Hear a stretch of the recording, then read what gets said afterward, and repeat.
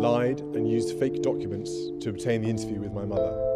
It is my view that the deceitful way the interview was obtained substantially influenced what my mother said. The interview was a major contribution to making my parents' relationship worse and has since hurt countless others. For years, the royal family relied on silence as its strongest defense. Distance was supposed to cool tensions. Time was expected to soften positions. But by the end of 2025, silence stopped working. It no longer protected the monarchy. It exposed it, and that was the moment everything changed. When Prince William finally spoke, it wasn't through anonymous briefings or carefully balanced palace language. He put his own name behind the message. That alone made it extraordinary. Future kings are trained to preserve flexibility, not eliminate it. Their words are designed to leave room for reconsideration. This time, there was none. The statement was direct, restrained, and final. There would be no return to royal life, no revised role, no future path left open. The door wasn't paused. It was sealed. What stunned observers wasn't just the outcome, but the certainty. For years, speculation had survived on the belief that time might heal things, that positions could soften quietly behind the scenes. That belief collapsed in an instant. This wasn't a warning or a negotiation. It was an ending, and it immediately raised the question no one could ignore anymore. Why now? The answer didn't begin with emotion. It began with silence backfiring. For a long time, the monarchy believed that refusing to engage would allow controversies to fade. Instead, the opposite happened. Every unanswered question created space for new interpretations. Every vague position invited fresh speculation. By 2024 and into 2025, the situation had reached a point where ambiguity itself became the problem. The institution, built on clarity and defined roles, was being dragged into a constant state of reaction. Insiders later suggested that patterns started to emerge that could no longer be dismissed as coincidence. Headlines involving Meghan seemed to surface at moments when the royal family needed stability most. Key engagements, major appearances, and international visits were repeatedly overshadowed by sudden waves of coverage. Observers noted the timing. Palace teams tracked it. What once looked like background noise began to feel disruptive. This wasn't framed internally as revenge or intent. It was framed as impact. Each media storm forced defensive responses. Each distraction weakened control over messaging. Over time, the monarchy found itself reacting instead of leading, and that erosion mattered, because perception is power, and uncertainty chips away at authority as faster than criticism ever could. Then the situation shifted from strategic to personal. What had once been managed as an institutional issue reached into family life. Catherine, who had carried herself publicly with calm and discipline, began to feel the strain privately. Stories didn't just dominate headlines, they followed them home. Security briefings grew more serious. The sense of being watched intensified. What troubled her most wasn't reputation, but safety and stability for their children. Those concerns landed hard. William has always been deeply protective of his family. Seeing the effects ripple into daily life changed the stakes. This was no longer just about optics or tradition. It was about drawing a line between public chaos and private security. The longer things remained undefined, the harder that line became to hold. Around the same time, legal advisors were brought in, and that's where flexibility ended completely. The review was blunt. Meghan's undefined status posed real risk. Royal protection operates strictly on official roles. Without clear boundaries, security decisions became complicated and vulnerable. Beyond that, constitutional clarity was at stake. The monarchy depends on structure. Undefined roles invite confusion, legal exposure, and future disputes. The advice was unequivocal. Ambiguity was no longer sustainable. Waiting would only increase risk. If boundaries weren't set now, they would be forced later under far worse circumstances. Once the legal framework was applied, the decision stopped being emotional and became unavoidable. As if that weren't enough, the issue began drawing quiet attention beyond Britain. Diplomats grew uneasy. Allies were watching. The monarchy plays a unique role in Britain's global image, projecting continuity and stability above politics. Prolonged family conflict undermined that image. Soft power depends on trust, and trust depends on clarity. Unresolved instability raised questions no future king could afford to carry into his reign. By then, all paths had narrowed. Silence had failed. Distance had failed. Waiting had failed. What remained was a choice between prolonged instability and decisive separation. When William finally spoke, the decision had already been made by months of pressure converging at once. The consequences were immediate and absolute. Any remaining connection to royal life ended. No official role, no ceremonial presence, no security tied to the institution. Even the possibility of future involvement for the children was quietly ruled out. Not framed as rejection, but as structure. The monarchy cannot operate on conditional returns or undefined roles. For William, this was not a victory. It was a cost. Leadership sometimes means closing doors you never wanted to shut. His statement wasn't fueled by anger, but by necessity. It reflected a leadership style rooted in boundaries rather than hope, clarity rather than comfort. This moment will likely define how his reign is remembered before it even begins. Not because it was harsh, but because it revealed how he responds when family, duty, law, and global perception collide. He chose stability over sentiment, order over uncertainty, and once that choice was made, there was no going back. So the real question isn't whether the door should have closed. It's what happens when duty outweighs blood and silence is no longer an option. Was this the act that protected the monarchy's future, or the moment a family fracture became permanent? That answer may take years to fully reveal. What's certain is that this decision didn't end the story. It changed its shape. From this point forward, there is no speculation about reconciliation, no quiet hope of a gradual return, and no blurred line left to debate. Everything that happens next unfolds from a fixed reality. The separation is no longer emotional or symbolic. It is structural. Inside royal circles, this moment is already being viewed as a rehearsal for William's future reign, not because of the subject itself, but because of the method. He waited. He absorbed pressure.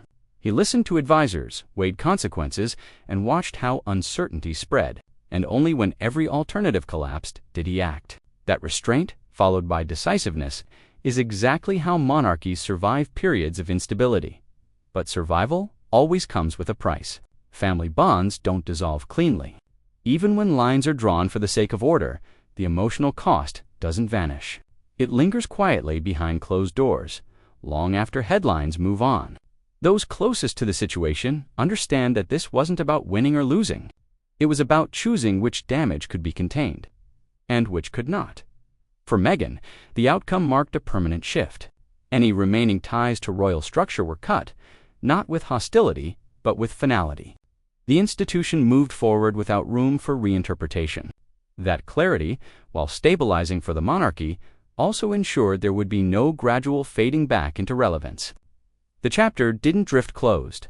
It ended, and for the public, this moment reshaped how Prince William is seen, less as a cautious heir waiting in the shadows, and more as a leader willing to make irreversible decisions when circumstances demand it. That perception will follow him. Every future crisis, every moment of tension, will be measured against this one. This became the benchmark. The irony is that the monarchy's greatest strength, its discipline and structure, is also what made this ending unavoidable. Systems built on order cannot survive prolonged ambiguity. Relationships that exist outside clear definition eventually force a reckoning. In this case, that reckoning arrived not with scandal or confrontation, but with a sentence that left no space for interpretation. History may debate whether this was the right choice. Supporters will call it necessary. Critics will call it cold. But history rarely asks how decisions felt in the moment. It asks whether they worked, whether stability was restored, whether leadership held when pressure peaked, and that is the real legacy of this moment. Not the silence that came before it, but the clarity that followed. Because once silence stopped protecting the crown, someone had to speak. And when Prince William finally did, the future changed direction instantly. And that resolve will echo far beyond this one decision. Inside the palace, aides are already adjusting to a new reality, one where ambiguity is no longer tolerated and unresolved tensions are not left to linger in the hope they'll fade on their own. The message was not just about Meghan, it was about precedent, about how future conflicts will be handled when patience becomes a liability instead of a virtue. For those who believe this moment was sudden, the truth is harder to accept. This ending was built slowly. It took shape through months of quiet warnings, private conversations, legal briefings, and growing concern that the situation had moved beyond repair. By the time the statement was released, the emotional decision had already been made. What remained was the responsibility to formalize it. There's also a reason the tone mattered so much. William didn't lash out. He didn't accuse. He didn't revisit old grievances. That restraint wasn't kindness. It was strategy. By keeping the message narrow and controlled, he prevented new arguments from forming around it. There was nothing to dispute, no language to reinterpret. From here on, the ripple effects will be quieter, but deeper. Decisions like this don't explode all at once.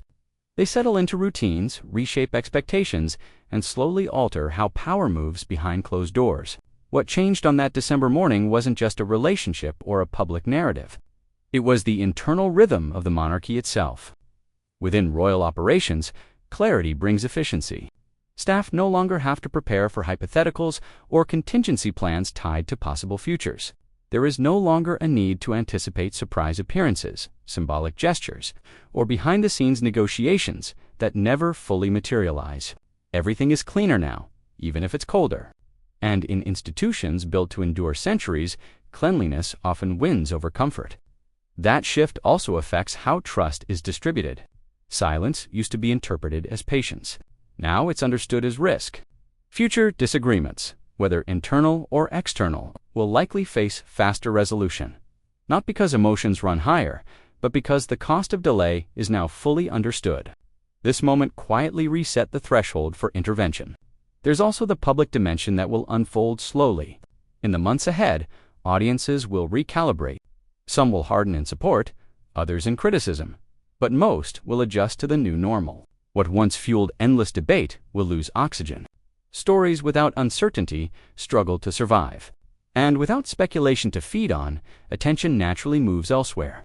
Yet even as headlines fade, the emotional residue remains. Families don't operate on press cycles. Personal history doesn't disappear when an institution stabilizes.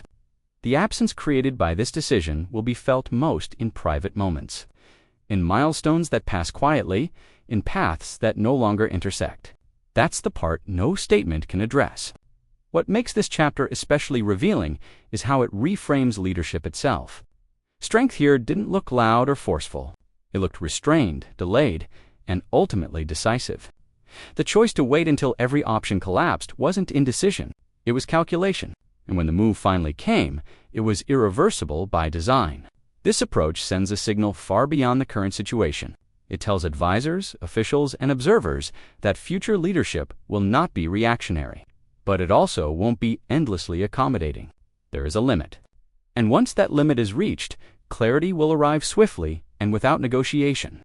Over time, historians won't focus on the headlines or the outrage. They'll focus on timing, on why this happened when it did, and not earlier. They'll trace the slow buildup of pressure, the failure of old strategies, and the moment when institutional logic overtook personal hope. That's how turning points are usually understood in hindsight, and that's why this moment matters beyond the individuals involved. It marks a transition from an era defined by damage control to one defined by boundaries, from managing fallout to preventing it. Whether that shift proves sustainable will depend on what comes next, but the direction has been set. In many ways, this was the end of a long goodbye that never happened publicly. A separation stretched across years, finally given a name. Once named, it stopped haunting every future possibility. It became part of the past instead of an unresolved threat to the future. The monarchy has always survived by adapting just enough to preserve itself. This was one of those adaptations.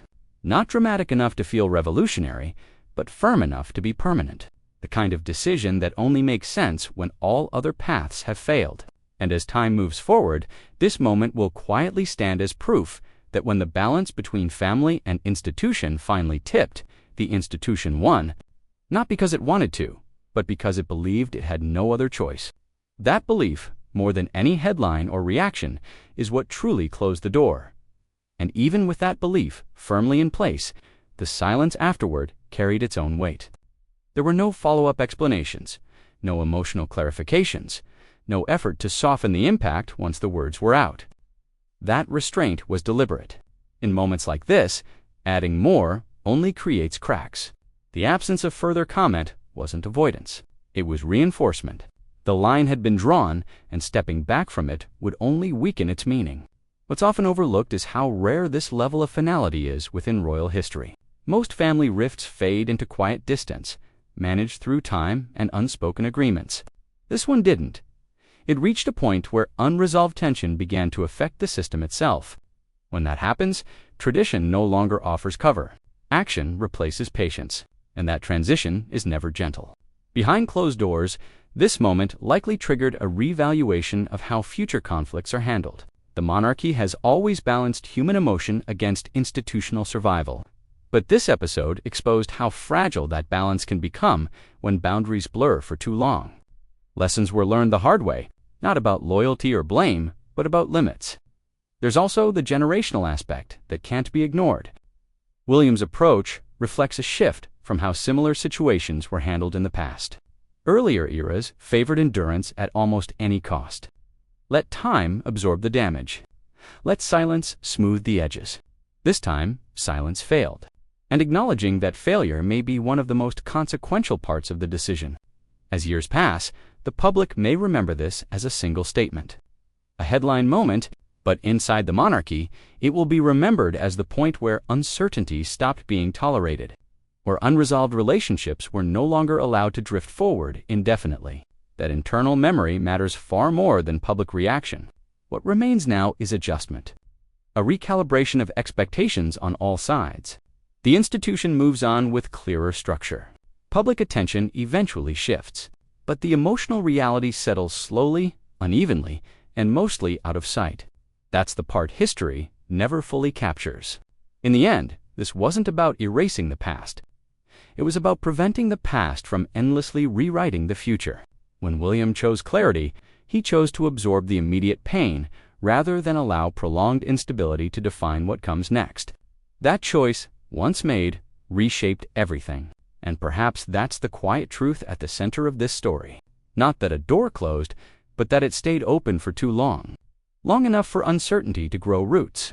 Long enough for silence to stop working. When it finally shut, it did so not out of impulse, but out of exhaustion. Whether that exhaustion hardens into strength or leaves lasting scars is something only time will answer. But one thing is already certain. This was the moment where waiting ended, and responsibility took over completely.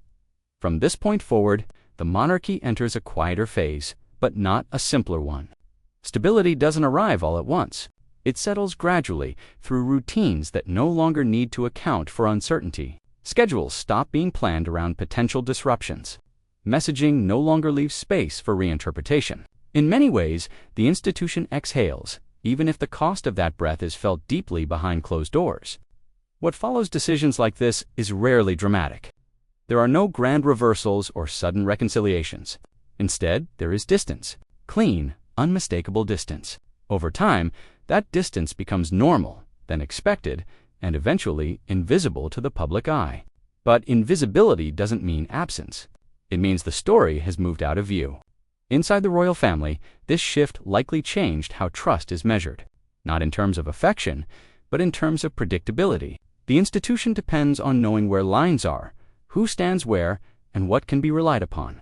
When those answers become unclear, stress accumulates quietly until it demands release. This moment was that release. There's also a psychological weight that comes with finality. Hope, even when unrealistic, can be comforting. It allows people to postpone grief. Once hope is removed, grief has nowhere left to hide. That process doesn't happen on a schedule. It unfolds unevenly, often long after the public believes the story is over. For leadership, however, unresolved grief cannot dictate policy. That's the brutal reality of institutions built to outlast individuals. Choices are made not because they feel right, but because they prevent greater harm later.